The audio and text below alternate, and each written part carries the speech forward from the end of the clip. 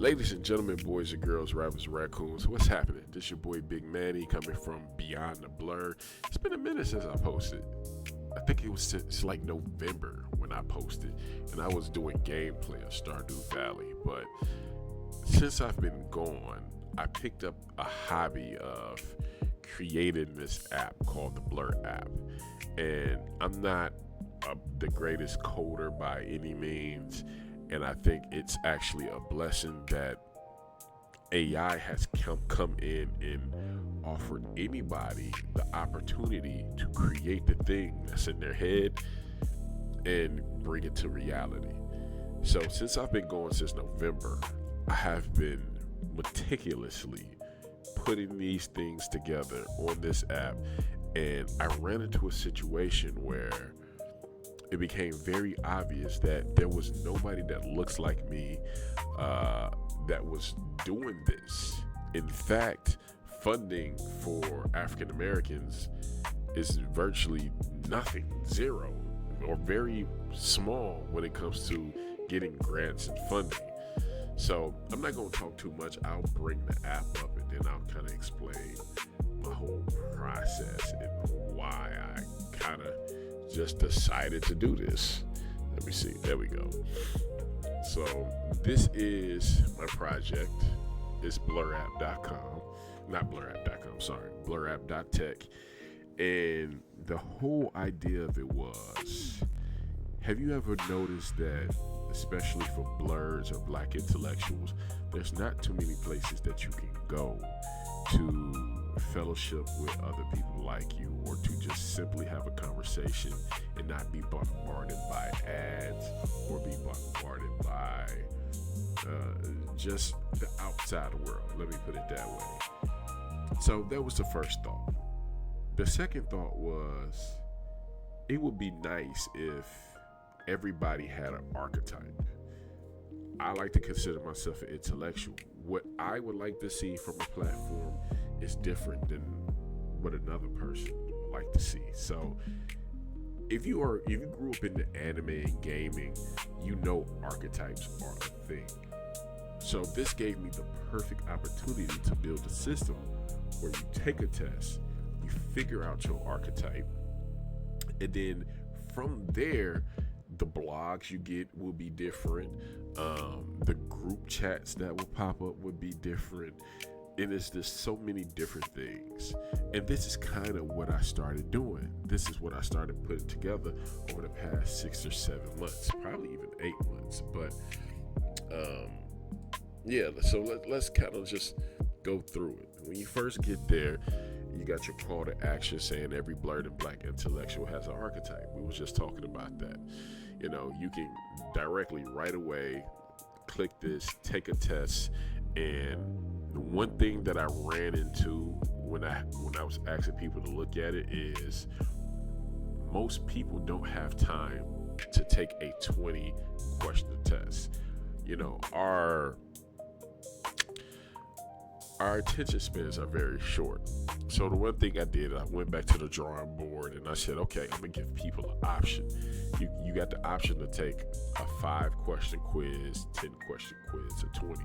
But I will be upfront in saying, if you take the 20-question quiz, what E.M.A.N.I, my AI assistant, will do, she will have more information to feed off of.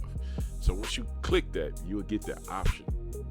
At the end, you'll get an archetype, and that archetype will tell you the type of video games you should be playing, the anime you'll be into, and even literature. So if we go to the bottom, you'll have this video of E.M.A.N.I. Again, when I say I went deep into it, I went absolutely deep into it. So I created an actual face and name for my AI person, right? And this person is supposed to, as you can see at the bottom, you can click this button and you can ask her almost anything. So for example, if I asked her, why should people join the Blur app? I got it sophisticated enough where she'll think, and after a couple of seconds, she'll come back with an actual response.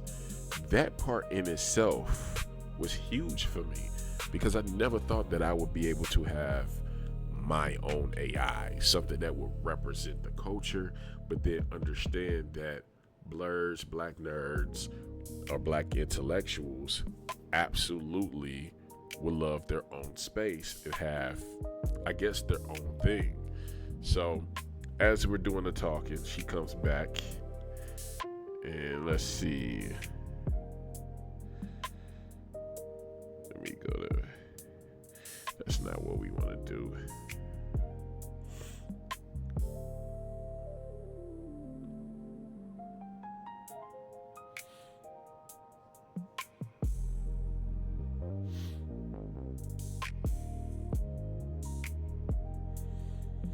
So what we'll do is we'll ask E.M.A.N.I, why should people join the Blur app? Why should people join the Blur app? Now, while she thinks, this app could be powerful for so many reasons. I was talking to one, I didn't even press it. I was talking to one of my guys who he's a part of the Blerd culture, and he was creating his own comic book. And we was talking about how hard it is for black artists to find their lane.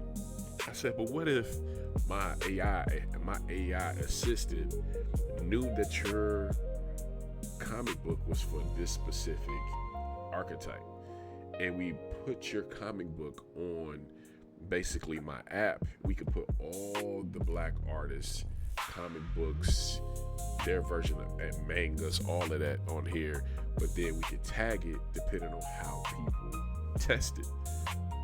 That will give a better possibility that somebody will like your work. You see what I'm saying? So again, our archetype is an intellectual. I am an intellectual. Intellectuals like anime, it's like Attack on Titan and Death Note, right?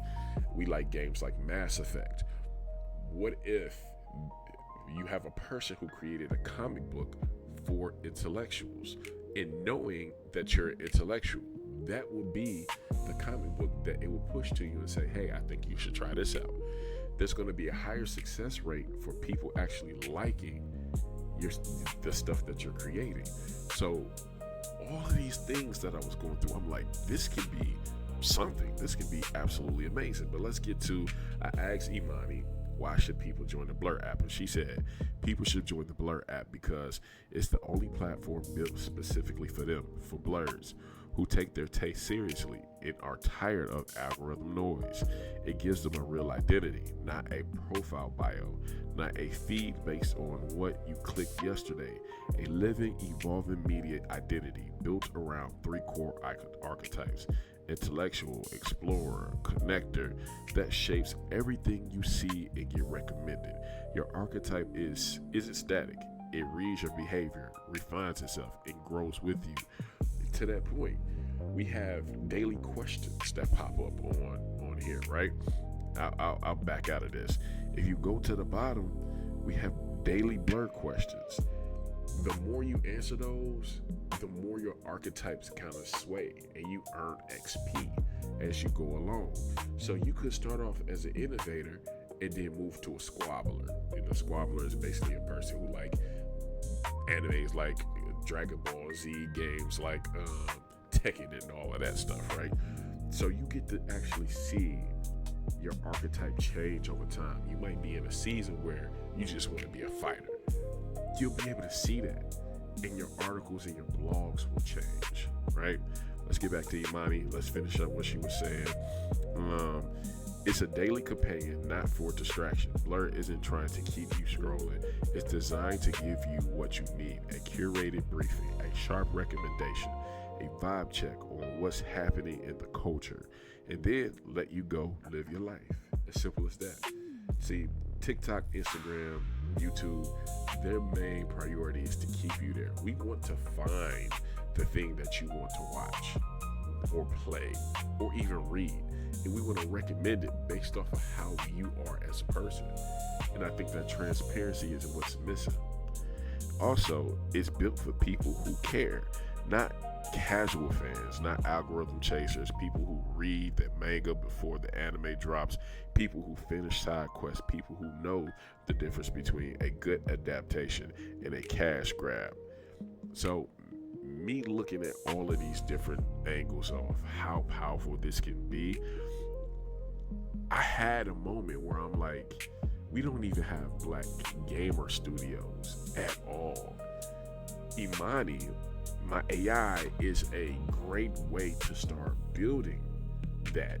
It's a long-term goal, but when you really think about it, is the more people that I have on this platform, the more E.M.A.N.I kind of like tests and talk to you guys. She can kind of see what the culture likes, and from there we can start putting together blueprints of basically what the game should look like, or even animation studios. We've been missing something in our culture ever since Boondocks left, and for some reason we're under this thing that we can't get another Boondocks. That's a lie. We're telling ourselves that, but somebody has to start it. And I think E.M.A.N.I is a great way to start this, because she gathers all this information. Once you gather all of this information, we can then go to artists, we can then go to voice actors and say, hey, this is what the people kind of want to see, and we can start putting together these stories. So I find it to be amazing. I went so in depth with it that I have a library. You can create a library. For those people who read books, like my wife, she has this app called Goodreads. And what Goodreads basically does is track the books that you read, right? I don't think it necessarily recommends you books to read, but you can put the books you already read and then review them. So I said, why not do the same? For the people who like games and anime and manga, let's do the same. Let's create a library. So now, when you create a library, you can add your Dragon Ball Z's under anime. You can add Mass Effect. If you click games, all the games that you have in your library, they'll be right there. Now, the beauty of this is E.M.A.N.I is still right there. So she looks at all of that. She said, hey, you're into this and you're into that. I'm starting to see a connection. This is what I recommend. To be completely honest with you, what E.M.A.N.I recommended to me was Steins Gate.